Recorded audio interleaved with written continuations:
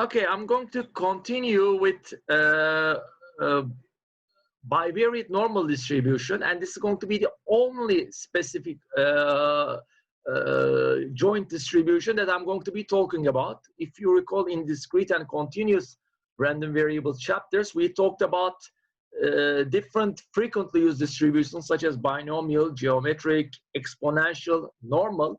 And when it comes to joint distributions, there are, of course, the corresponding distributions in the multivariate case. For instance, we have what we call multinomial distribution. So it's going to be a binomial distribution, but for more than binary cases. So it's not going to be only a success failure of 0-1 outcome. It's going to be, we are going to have different outcomes, more than two. That is called multinomial distribution, but I'm not going to talk about that. So the only joint distribution, the frequently used joint distribution that I'm going to be talking about is what we call bivariate normal distribution. This is still going to be a very introductory level approach to the whole topic. For those who want to learn about this bivariate normal distribution, they need to continue with machine learning and especially Bayesian statistics. As I said, it's just going to be an introductory approach. So what do we have here? What we have here is actually we are going to have a shape, a bell shape, but a three-dimensional bell shape such as this one. Above the surface of X and Y, we are going to have a bell shape, but from whichever direction you look at this shape, you are going to see always the same bell shape. That's an important property that I'm going to be emphasizing in a couple of minutes. If you look from the top of this distribution, from a bird's eye point of view, you may see these contours, and each of these contours will correspond to the same probability density function value. So for instance, this contour here will have the same probability density function value. So therefore, this top point, the mode of the distribution, the peak of the distribution is going to be at a single point. And around that single point, we are going to have these kind of ellipses. Now, do they have to be inclined to this slope or this direction? No, I'm going to talk about that in a minute. But let's talk about more easier stuff. First of all, the center here, or the peak, will correspond to mu x and mu y. And what does mu x and mu y mean? They are actually mean of x. This is obvious, but let's again think about what this is. This is going to be equal to x marginal density function of x over domain of x. So actually what we call mu x is obtained from the marginal density function of x. And the same goes for mu y. So the marginal density function mu x, so the expected value of x and expected value of y actually corresponds to both of these points. If you show them in a vectorial form, mu, the multivariate mu vector, is going to be composed of mu x and mu y. And the interesting thing here is that mu x and mu y can be obtained from marginal distribution, marginal density functions. That's the important thing. And we are going to always see the case that there's a very close relation between the marginal distributions and the joint normal distribution. So let's read this. Given x and y have a bivariate normal distribution, all right, with joint probability density function fx consisting of these parameters.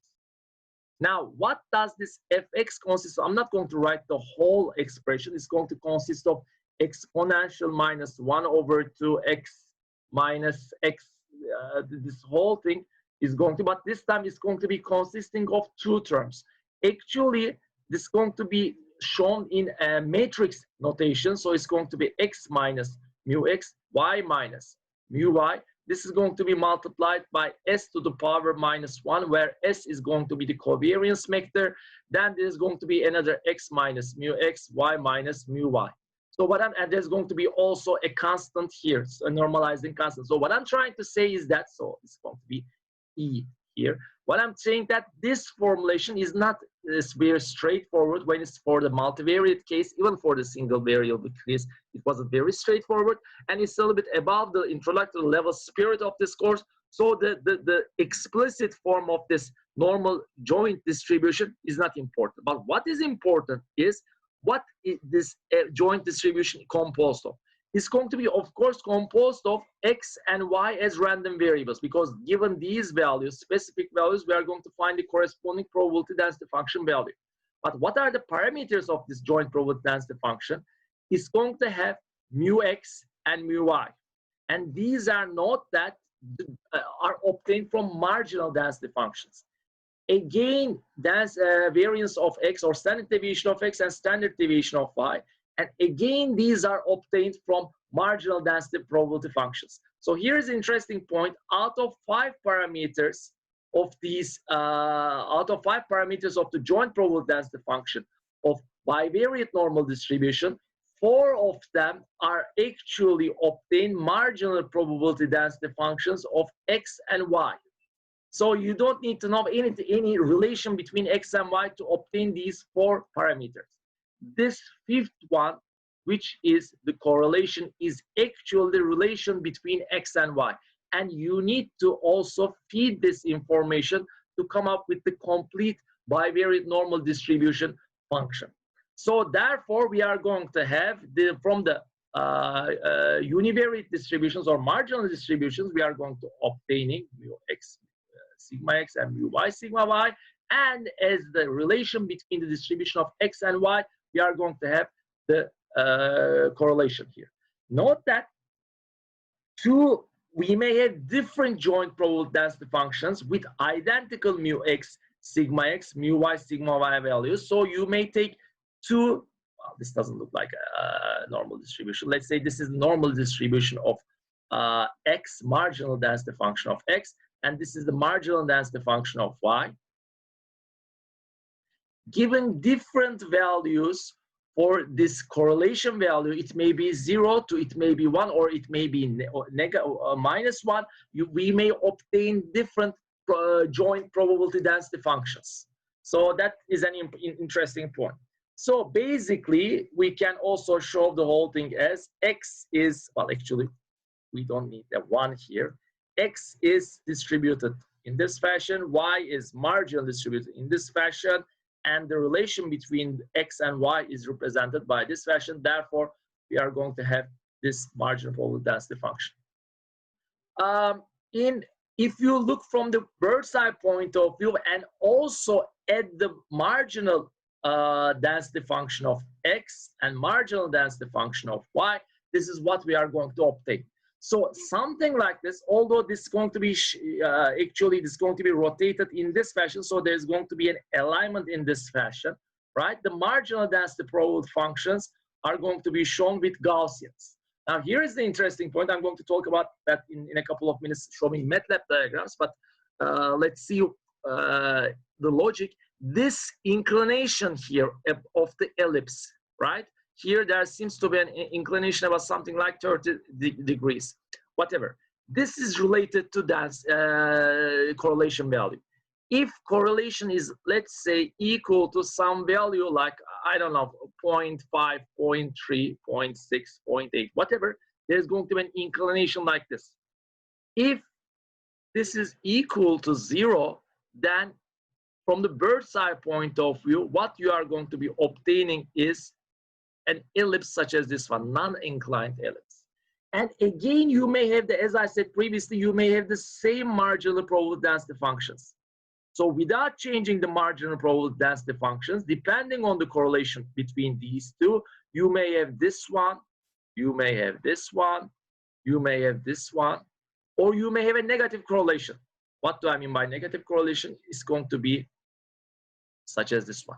Note that these are contours. I repeat again, these do not show the boundaries of normal distribution.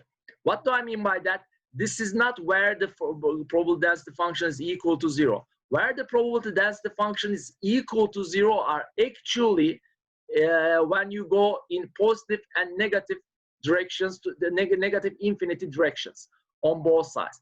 That's why here is a very interesting point. Remember, I said previously, for X and Y to be independent,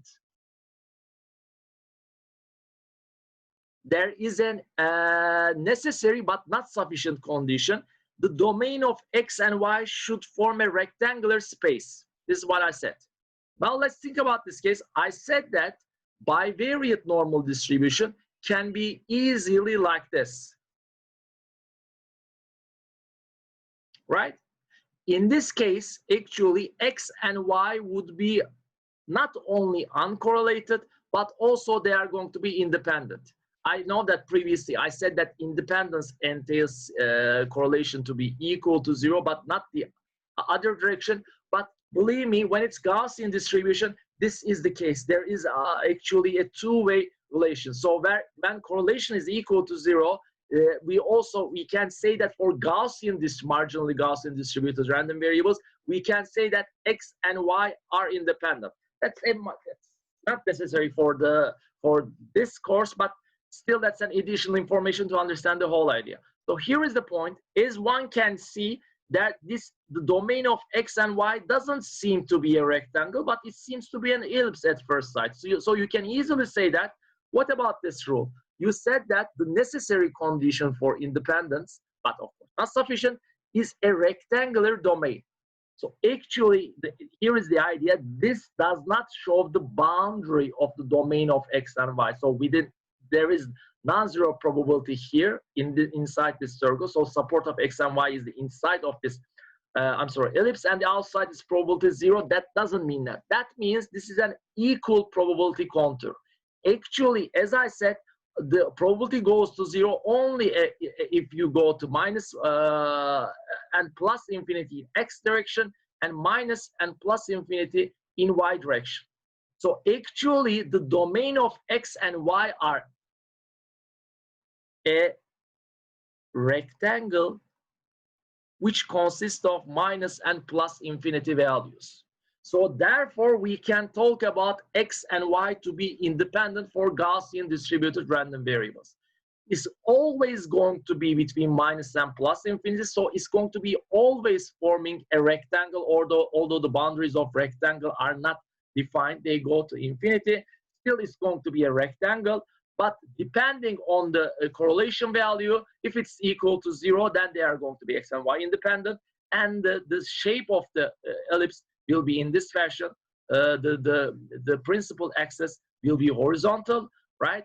However, if correlation is not equal to 0, then the principal axis will be a non-zero value. And depending on the sign of correlation, this corresponds to correlation greater than 0, and this corresponds to correlation smaller than 0. And note that these are all a bird's eye point of view. And I repeat again, this is just a single contour. If we are talking about 3 dimensions, this is going to correspond to a shape like this, and here this is going to correspond to a shape like this, taking the marginal probability density function as this axis.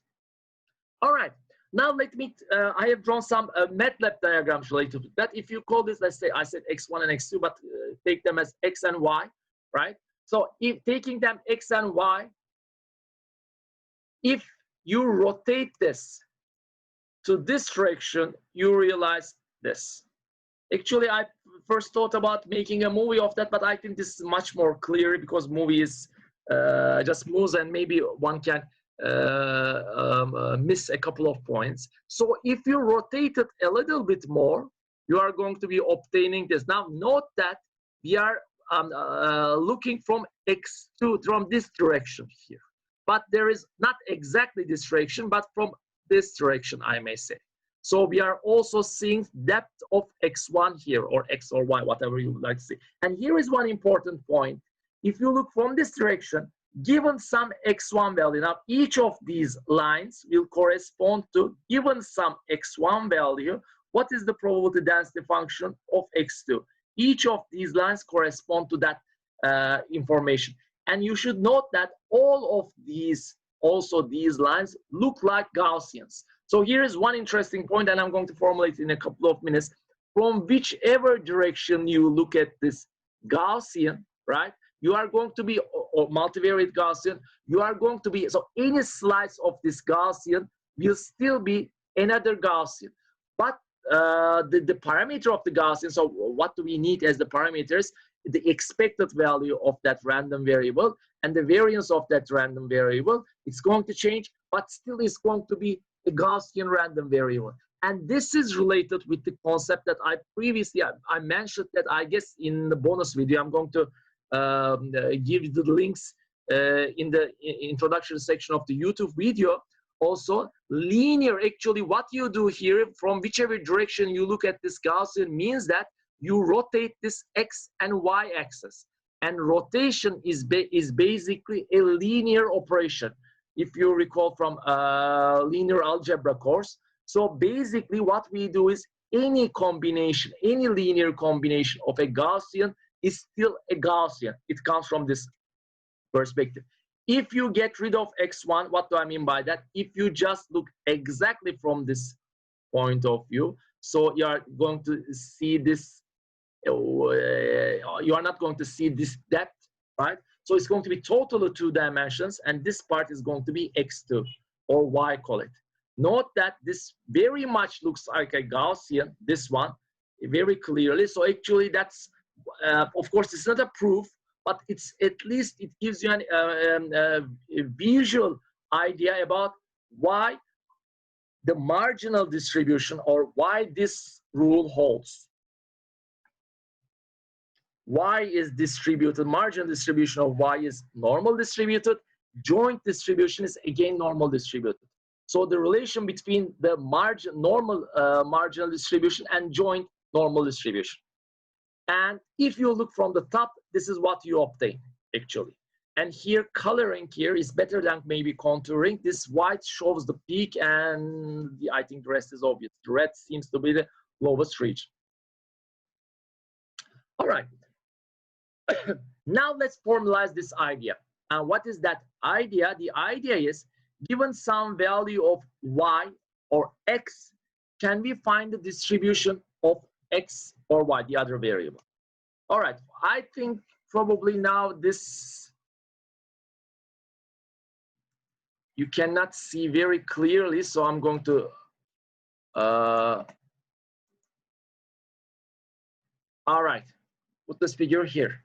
So now I hope it's clear, my picture does not overlap with the figure. So let's say that we have XY distribution such as this one. Note that here we can see the ellipse inclined in positive direction. So for this case, correlation is equal to, correlation is greater than 0. Actually, we can put it that way. But note that, well, we can also put 1 here. Well, I know that this is not equal to 1. By the way, if this were equal to 1, that would be a straight line. There would be no thickness in this second principal axis, and that's too much detail, which I'm not going to go to. So practically looking at this diagram, we can easily see that this is the case, but I don't think I need to write this condition, because you should already know that the correlation cannot exceed 1. So what we see from this figure is correlation is greater than 1. By the way, what does that mean? It means this, think about the meaning of correlation. As you obtain or get a X value greater than its expected value, and here note that the expected value of X is going to be here, mu X, approximately, maybe even at exactly 0, I don't know, that's not important, and mu Y is here. And note that these can be obtained also from the marginal density functions. Anyway, so it means that if you have an X value greater than mu X, you are likely to obtain a Y value greater than its this expected value. It means this. Remember the previous the interpretation of correlation. That's why actually these observations seem to lie on this line. Not exactly. There's also some thickness here, of course, as you can see, but they tend to be on this line. So if you are on this point, you are likely to obtain a higher Y value. Now let's see, make this actually in a formulated manner. It means given some X value, the expected value of Y. So what we are dealing with here is now to find the conditional mean of Y on some X value. This is going to be equal to mu Y plus some terms. One can also write this mu y plus, instead of this, now this is correlation, these are standard deviations. If you like, instead of this correlation, if you like, if you write covariance of x and y divided by standard deviation of x and y, and then multiply by standard deviation of y and standard deviation of x divided, these will cancel, and we are going to be obtaining covariance of x divided by square of, or variance of x. So this is going to be this term. You may use any of these formulations, but what does this formulation mean? It means this, and it's very simple, but it's very also intuitive. Let's see. It means, for instance, I obtain an x value. Let's say it. Actually, let me make this a little bit larger so that you can see more clearly. Yeah. Let's say that, let's take our x value to be at somewhere here, which is 0.4. So the question is, so I'm going to take this very thin line here. I'm going to encircle this.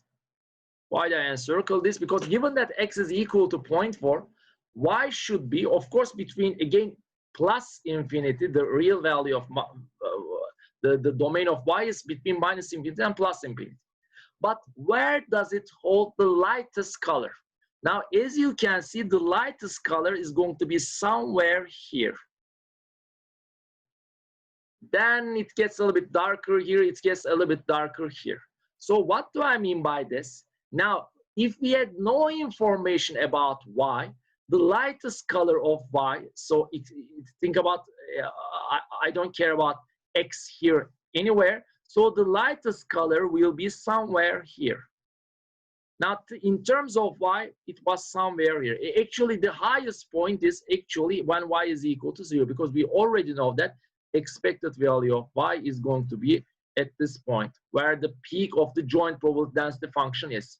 So it's going to be somewhere here. I might have slightly, the squares might have shifted, but that's not the important thing. But what I'm saying is, without any information, we expect y to be equal to 0, or somewhere equal to 0.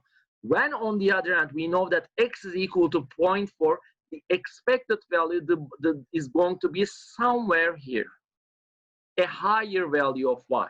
Why is this so? Because there is a positive correlation x and y. When you have an x value, and you know that x is greater than its expected value, then you are going to expect y to have a larger value compared to its expected value. And now the formulation of this, if we look at the formulation, it says take the mu y, the expected value of y obtained from its marginal probability density function. Now, x, I'm going to take an x value, just for the specific example, something x greater than mu x. Especially for this example, I said x is equal to 0.4. So x is greater than mu x. This is a positive number. Now, this variance, it doesn't matter which formulation you use, variance is a positive number, and covariance between x and y for this case is, as you can see, is positive. If you do not like this formulation, go back to this one. This one is positive because they are derived from variances, and since correlation is positive, therefore this whole thing is going to be positive. Therefore, positive times positive, this whole thing is going to be positive, which means mu y given x for x greater than mu x, let's say, let's put it that way, x greater than mu x is going to be greater than mu y value. And it's the very same thing when you take an x value smaller than its mean value. It means you are going to shift the expected value of y in this direction. Therefore, given mu y, given x smaller than mu x is going to be straightforward. This is going to be negative. All of these terms are positive. Therefore, this is going to be negative. So it's going to be smaller than mu y. Therefore, this says that the marginal expected value of mu y is increased if x is a greater value than its mean value, and vice versa. And note that this depends on the sign of correlation. If correlation were negative, right, so the distribution would be like that, then the computations and then these signs would just change.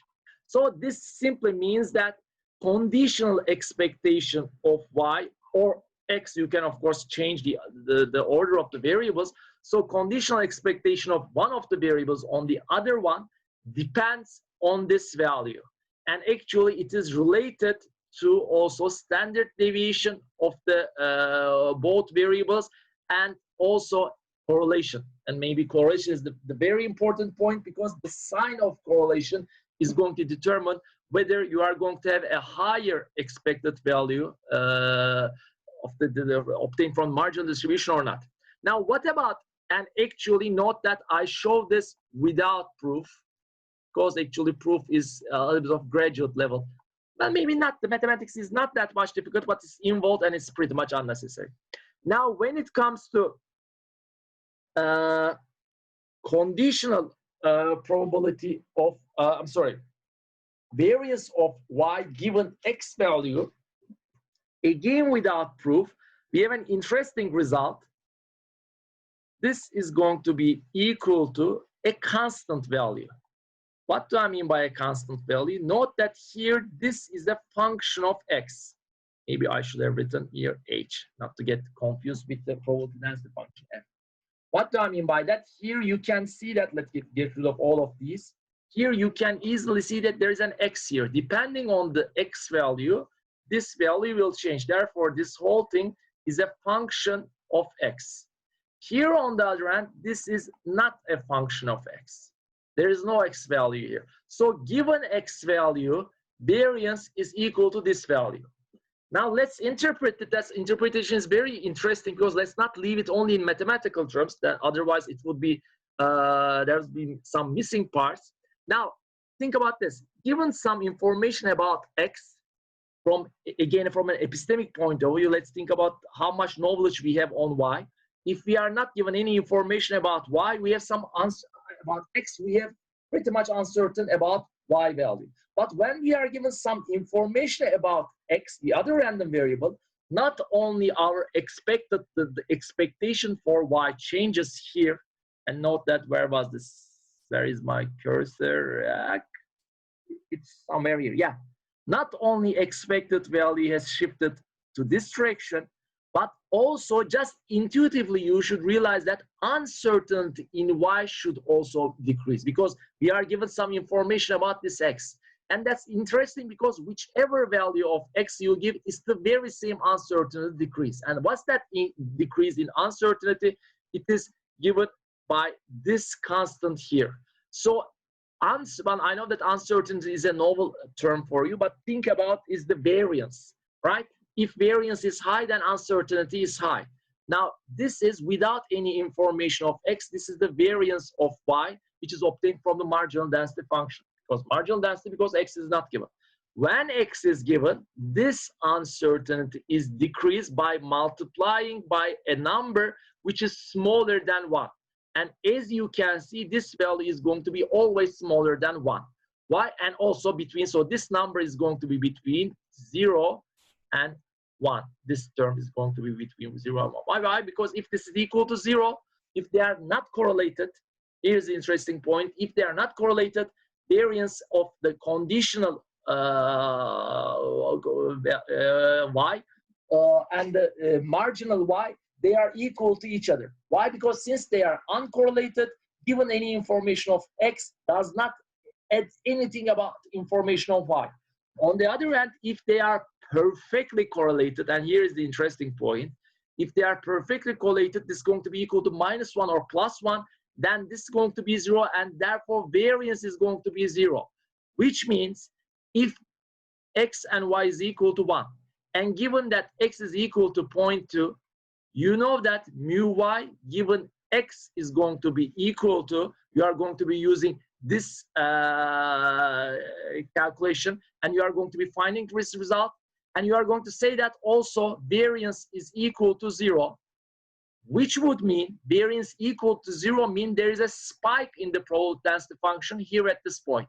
So this is not only the expected value, but this is only the available value or accessible value for y. So whatever value you find, this is going to be, with 100%, it's going to be the only value that you are going to be obtaining. All right, now we have a question here, a pretty much simple question. First, I have to get rid of, again, this here. Let's continue. Two reactor temperatures. I said we have two reactors connected in series. They are T1 and T2, and they are sampled at every hour, and we know that T1 and T2 have normal distributions. These are marginal density function of the reactor temperature. But since they are in series, we also know that there is such a positive correlation between those two. So if you take a sample from the first reactor and the temperature is, let's say, 56, which is above its mean value, then you expect the second reactor temperature at the very same sample also above its mean value, which is 60 Celsius. That's what it practically means. So the first question is simply, what is the probability that the first reactor temperature is going to be, for a given sample, is going to be smaller than 45 Celsius? Note that this only includes T1, therefore this is totally related with marginal probability density functions. So for marginal probability density functions, we don't care about the joint probability density, so we just going to find, and so we have this distribution here for T1. It's going to be 50 Celsius. We have this distribution here, and here sigma is going to be equal to 5 Celsius. Here, of course, this is just, this is not the distance here, but this is just some arbitrary width value, which is proportional to the standard deviation. By the way, this is supposed to be 50, but it does, now it's 50. So the question is, what is the area of this region? If this is 45, what is the area of this region? This is exactly what it says. So what we do is we normalize this value using sets. So it's going to be 45 minus 50 divided by standard deviation is equal to 5. So this is going to be probable that Z is smaller than -1. So you should look up in your textbook, and let me take my notes somewhere here. Yes, if you look for the cumulative distribution function in your textbook, you are going to find that this probability is going to be equal to, let's write it 1.00 here. It is going to be equal to 0.100. So about 16% probability. So this is just a marginal probability density function value. All right. Now the second part of the question. The second part of the question is, as you can see, a conditional probability density question. Now, one point I think I missed. I have actually implicitly talked about that, but I think this is, I haven't emphasized this point. Now, although I have given the expected value of y and variance of y given x for bivariate normal distribution, I have said nothing about the conditional distribution, but actually in this previous slide, I mentioned about that. All right. By saying that, yeah, there's also there is some evidence left here, as you can see. All right, I said that here there are these lines, and actually given some x value, what we obtain here is somewhat like a Gaussian distribution, and now I'm telling you that this is exactly Gaussian distribution. So here this completes the picture, I guess, very interestingly. Joint probable distribution is Gaussian, and it's composed of marginal Gaussians, and given any value of x, right, this any slice here like this is going to be still Gaussian. So conditional probability of y in this case is going to be also Gaussian. So that's the great thing about Gaussian distributions. Very practical point. So therefore, since T1 and T2 are normal Gaussians and they form a joint distribution here, right? Therefore, it's going to be this conditional distribution is also going to be Gaussian. So how can we solve this? Gaussian is two parameters, its mean and sigma square. And for conditional probability density function of T1, we are going to find these values using these equations. So it's pretty much simple. In this case, we know that T1, let me write it in this way, given T2 is 64 Celsius, is going to be normal distributed with some mu1 and sigma 1 square values. What we do not know are these. So mu1 is going to be simply equal to mu T1 given T2 is 64. All right, so I'm going to be using this equation here. It's going to be mu1 here, right, plus 1, 2, and this is going to be 1 over 2. One should be careful about changing this x to y, y to x, and this is going to be equal to T2 minus mu2. So mu1 is equal to 50 Celsius, right? This value here, and this is going to be plus 0.2 times, and it's going to be sigma 1, which is 5 over 4 square root of 25 and square root of 16. Please be careful. I write here the sigma square values since there is also the unit is taken the square. Therefore, one should be careful about that. We are going to get T2 is 64 minus 60. So if you do the computation, it's going to be 4 is going to be 3, so it's going to be 53. Am I correct? Let me check. Yes. And sigma square here, for this case, for T1 given T2 is equal to 64 is going to be simply equal to 25 times 1 minus 0.6 square. It's going to be 0.36.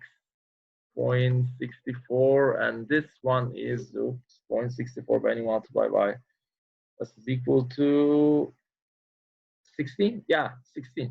Wow.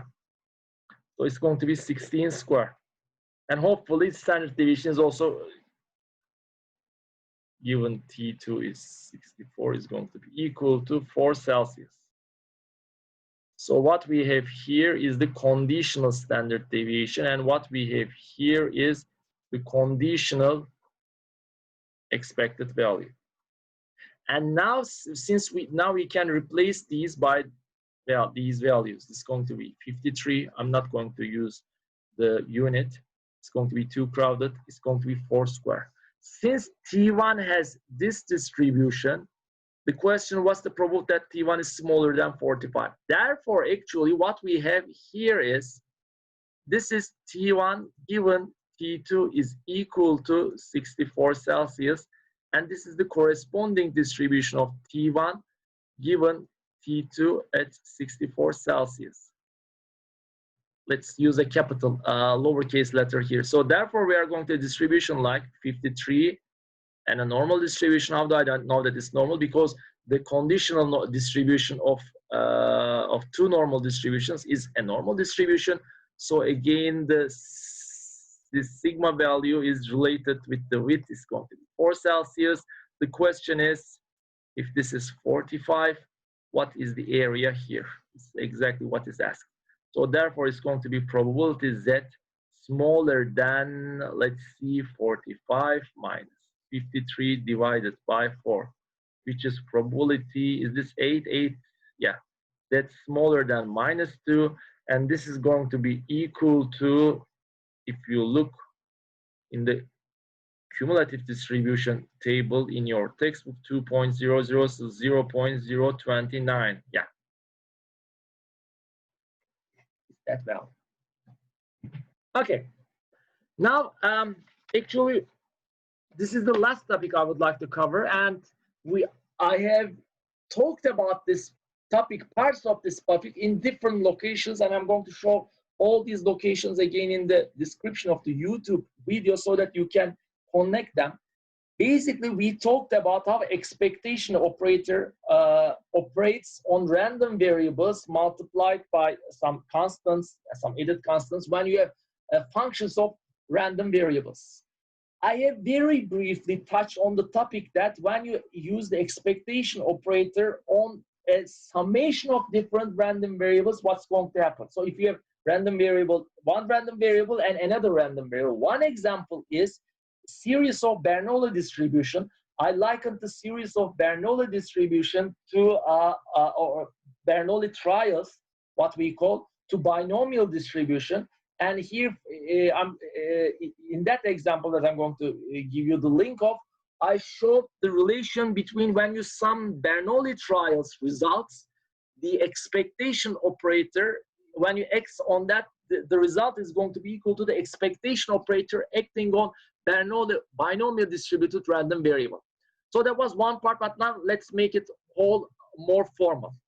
Given some random P random variables, and we have some constants, then a linear combination of these random variables is what linear combination means. For those who are not comfortable with concept of linear, it means we don't have square here of relative x values. Here we don't have sine x values. We don't have exponential x values.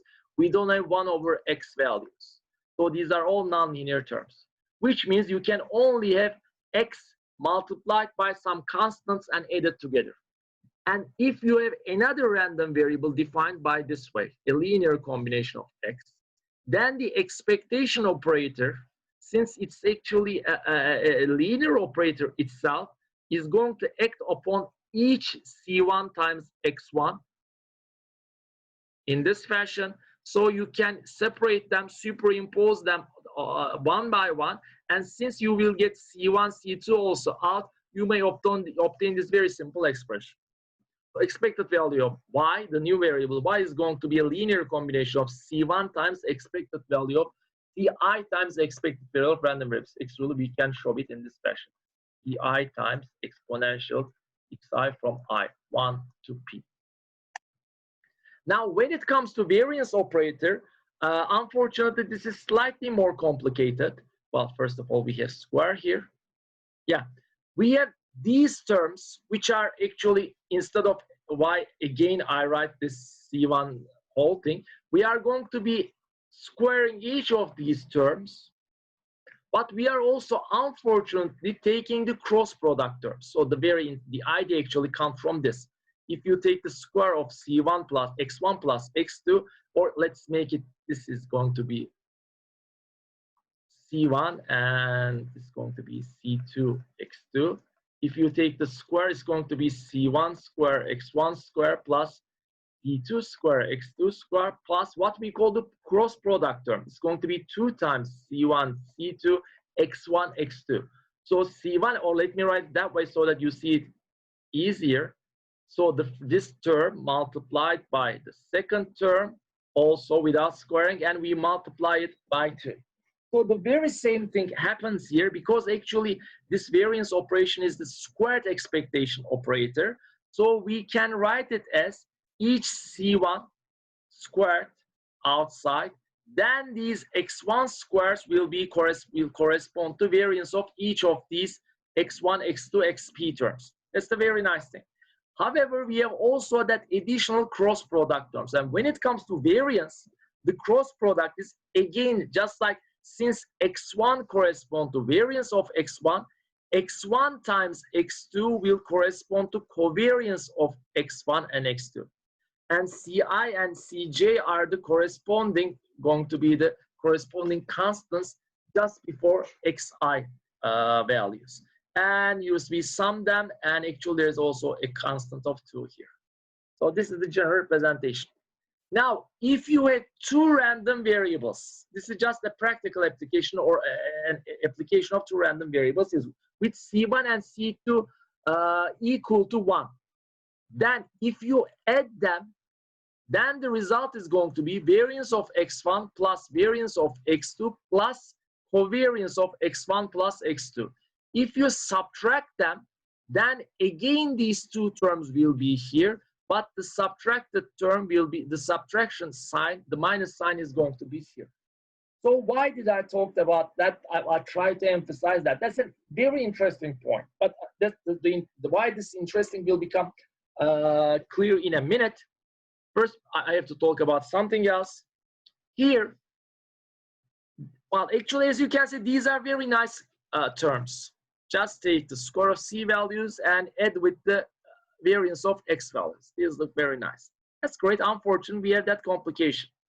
However, if xy to xp, if all of them are independent, then covariance of these binary terms, right, of these couples will be all zero. Therefore, these cross products will be zero.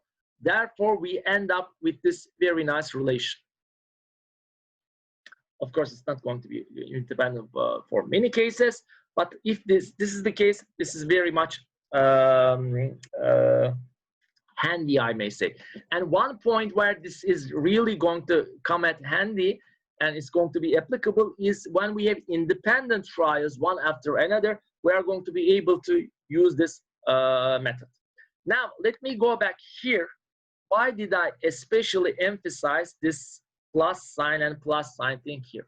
Assume that x1 and x2 are independent, or even let's materialize this. Let's say that our factory products, our factory manufactures two products.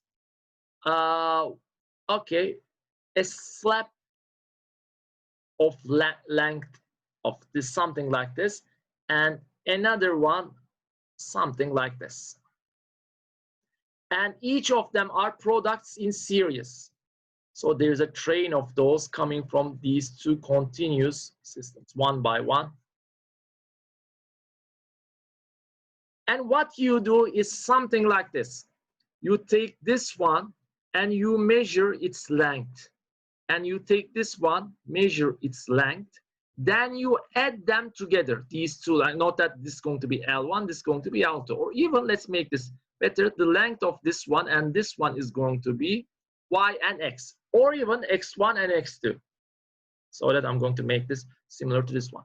And what I do is I measure this one, I measure this one.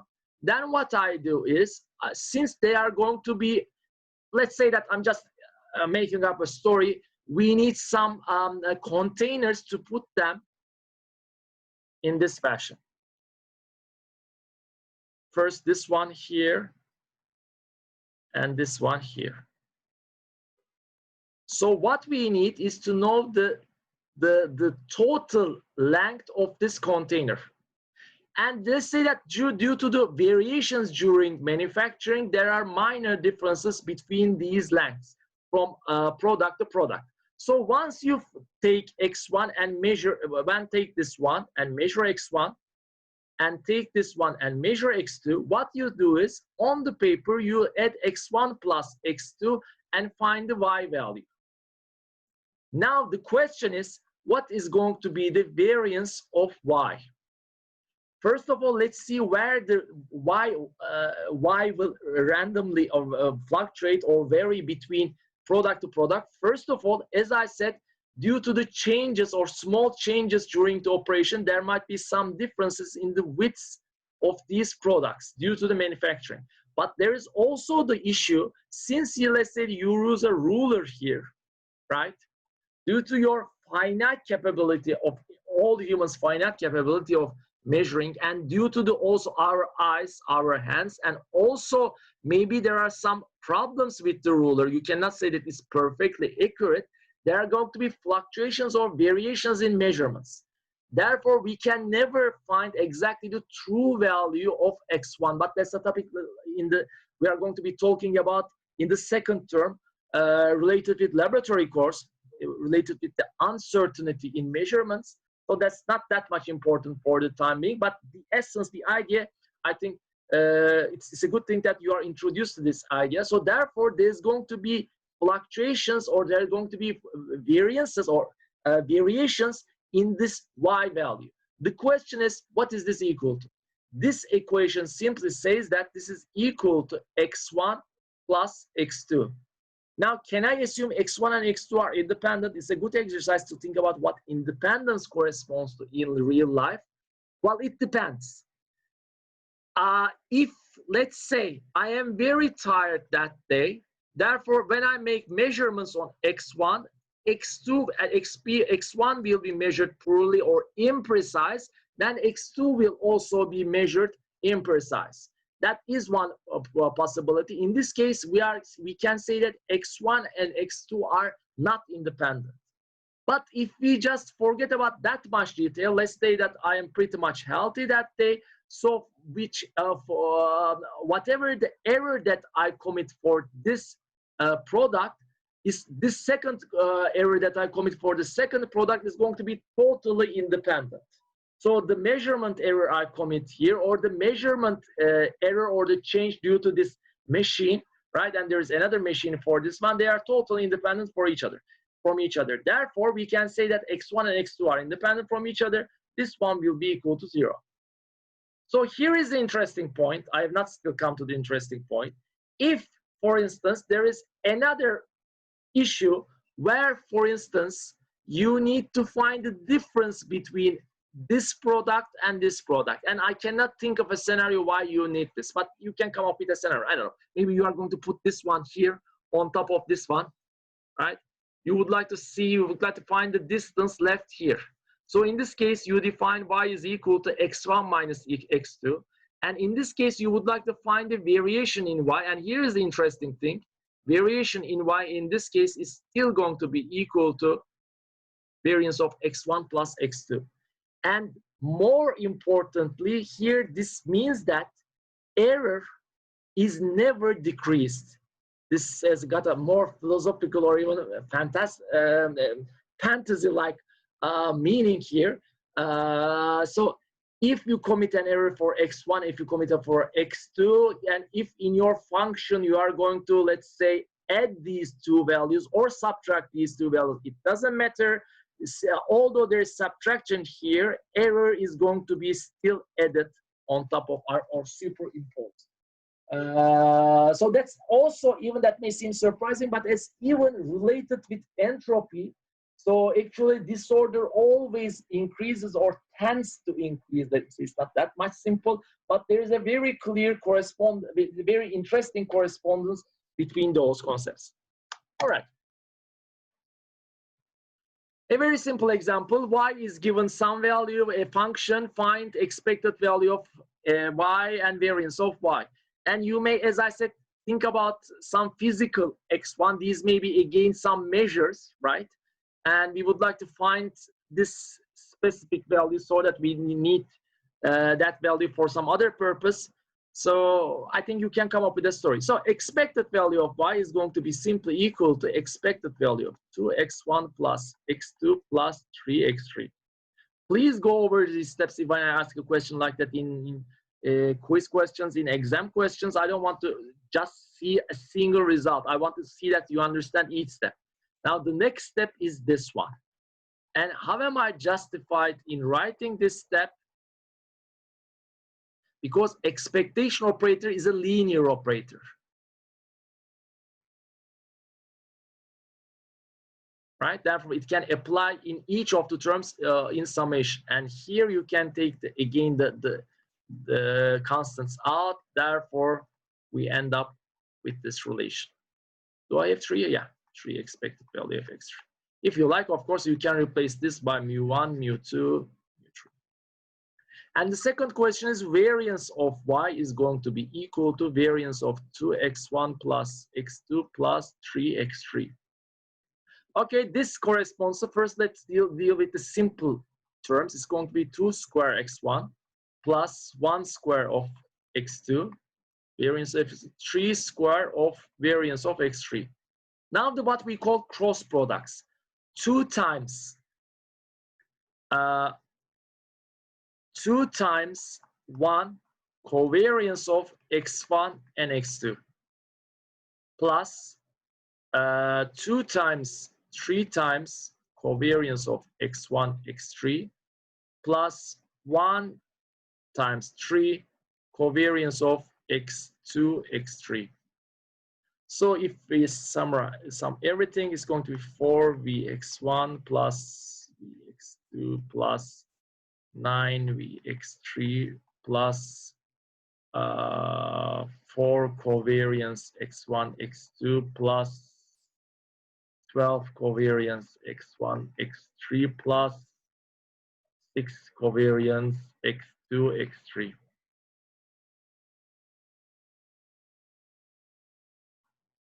Note that in order to compute these quantities, it is not sufficient that the expected value of x1, x2, and x3 and variance of x1, x3, x2, and x3 are given. You also need to be supplied these informations, the relation between random variables. Why? Think about the case about a normal distribution. Normal distribution, joint normal distribution, bivariate has 5 parameters. For 4 of them, you can find from marginal density functions, but the 5th one, this is the correlation between random variables. This one is related with the relation between 2 random variables, and you cannot use marginal probability density function to determine the correlation between variables. Therefore, giving the expected value and variance of each single variable is not sufficient. If you tell them they are independent, then it means that covariance of all couples are going to be equal to 0 for all ij, which are of course not equal to each other, because if they are equal to each other, then it's going to have variance. But that's an addition information. Otherwise, you need to be given some information about the correlation structure between variables. Now, this is going to be an application to normal random variables. This previous case talked about if you have many random variables, the expectation operator and variance works in a certain fashion, but it didn't say nothing about the distribution of the resulting y.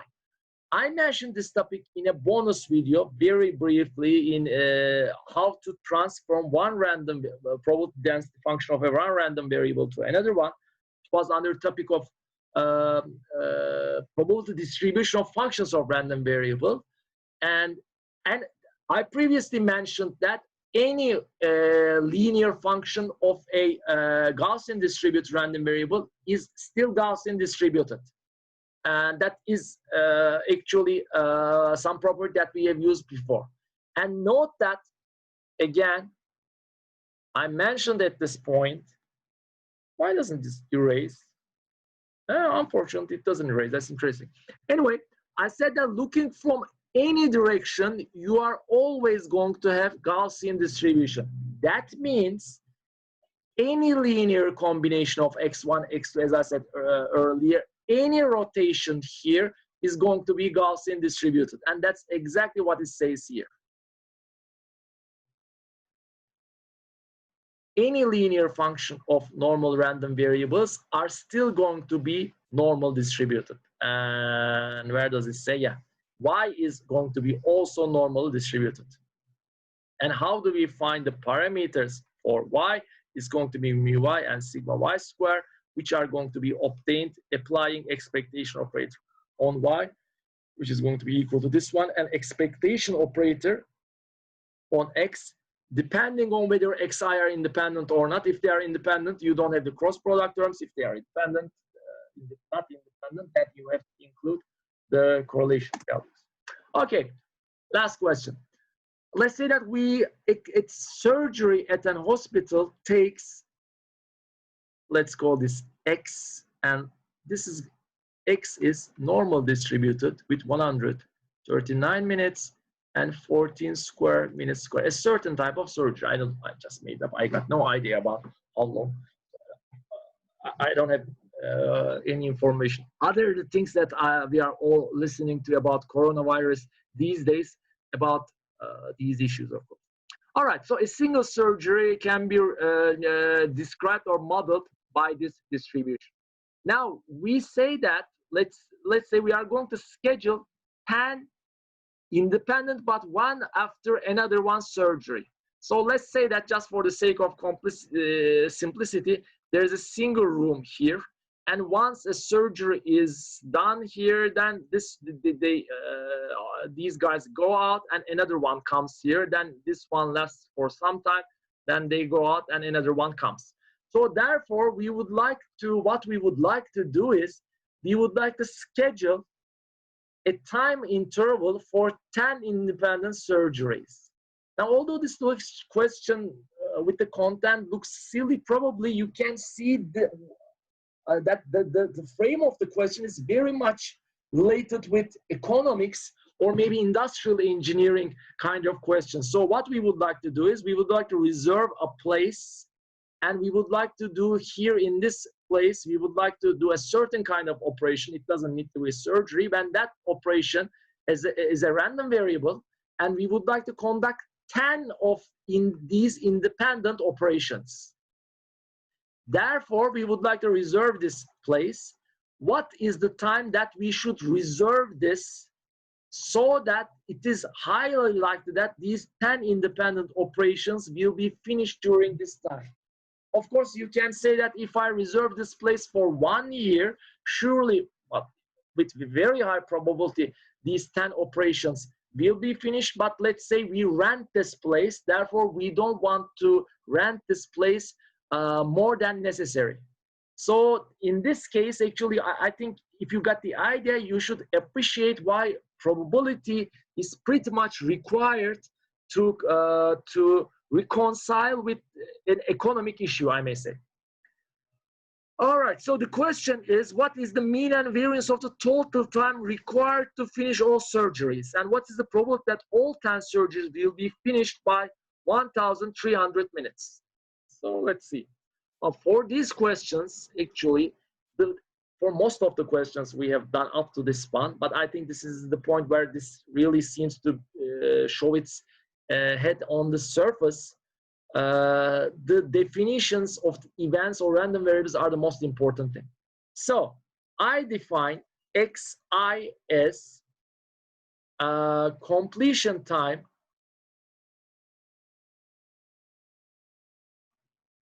of the ith, let me call operation, not surgery, because you can extend it to any case.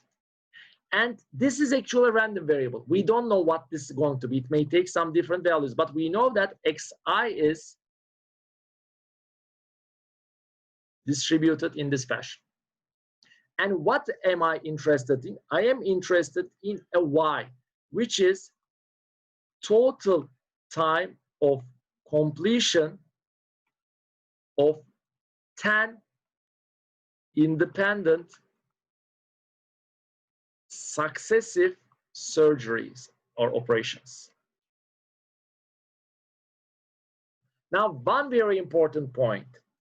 This has caused pretty much confusion in previous years, especially in assigned questions. So I should like to mention here, the relation between y and x is not this one. No. Why? Because we have independent operations. The relation between those two is going to be y is equal to x1 plus x2 plus x10. Well, aren't these equal to each other? When it comes to expected value, yes. But when it comes to random variables, no. Because each random variable in practice may take a different value. When you say 10 times x, and here x is actually meaningless, even if you say x1, it means whatever the value of x1, you are going to multiply with 10. x1 may be equal to 120. Then you multiply 10 by 120. And it's going to be wrong because we need to all include those other values. So that may be, maybe that's not very clear for the time being, but when it comes to assigned questions, I think it's going to be more clear. So we can easily write it in this fashion. 1 to 10 is going to be xi. So this is very similar to this topic we have covered before. We have a linear function of y, right? Such as this one.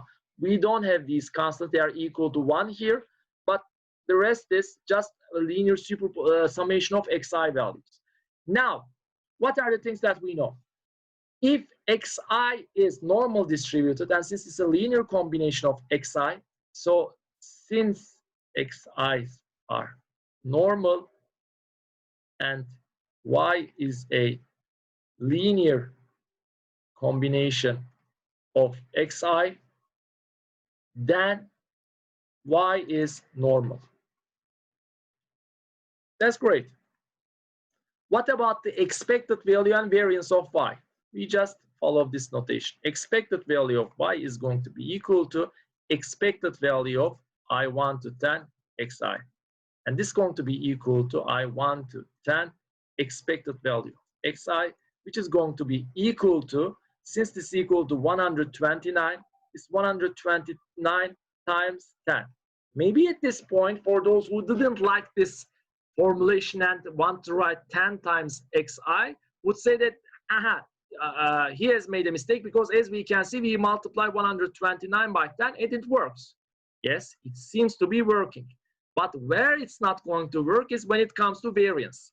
There's a reason why this works, because actually expectation operator is a linear function. That's why it seems to be working. So 1290 minutes is the expected value.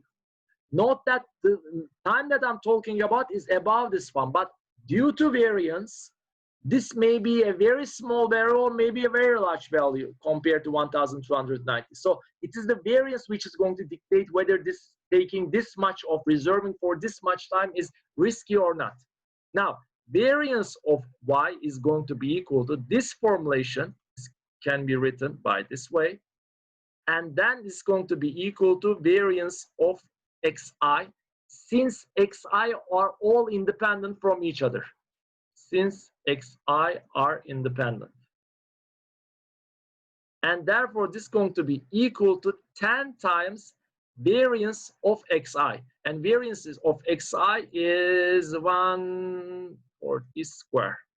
Is this 196? I think something like this.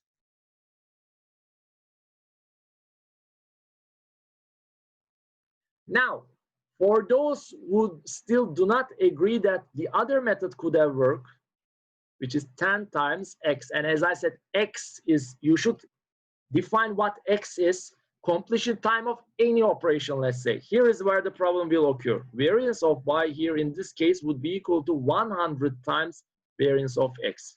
Although actually here variance of y is equal to 10 times variance of x.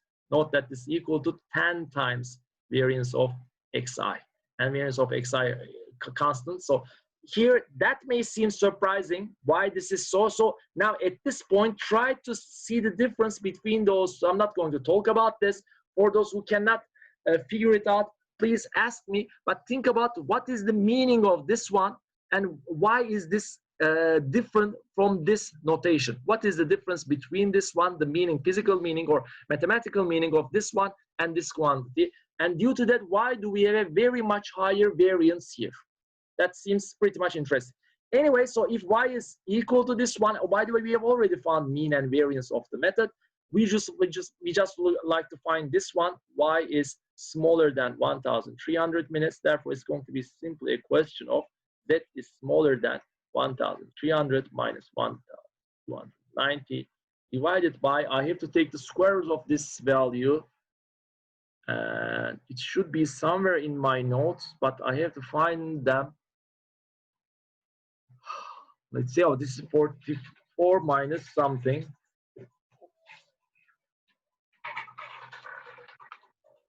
Sorry.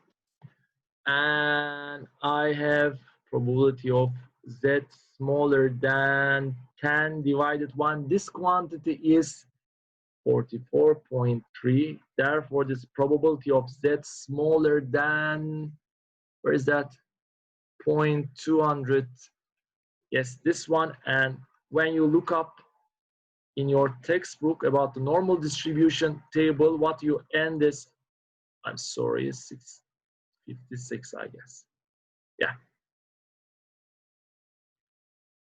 So we have only about 60% probability of finishing these 10 surgeries or 10 operations by the time of 1,300 minutes. So if you were to rent this place, I would suggest renting it for a longer time. Usually for those cases, we take a probability of at least 95% or finishing the 10 operations in 95% probability or with 99% probability. So that would be an actually interesting question, an additional question for you.